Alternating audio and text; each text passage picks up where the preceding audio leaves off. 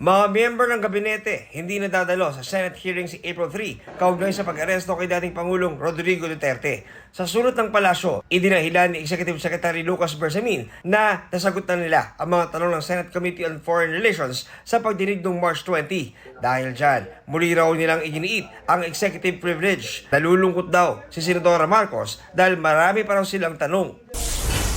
Dalawang Malaysian national, arestado at inihabla sa Bacolod City. Isinumbong sila ng isang Pinay na ginamit daw siyang model para sa kanilang love scam. Bistado ring overstaying sila sa Pilipinas at expired na ang visa.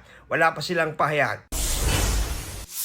3 tonelada ng kamatis sa Pavia, Iloilo nabulok. Ang ilan ipinakain nilang sa mga alagang hayop. Sobra-sobra kasi ang supply, kaya may mga hindi na ibenta kahit nasa 4 hanggang 8 piso na lang ang presyo kada kilo. Bulkang Kanlaon, 4 na beses na nagbuga ng abo kaninang umaga. Nakaranas ng ashfall ang ilang bayan sa Negros Island. Kahapon, nagbuga ito ng abo sa loob ng 3 oras, pinakamatagal mula noong January 2024. Nasa alert level 3 pa rin ang bulkan at babala ng PhilVolcs, may banta pa rin ito ng explosive eruption.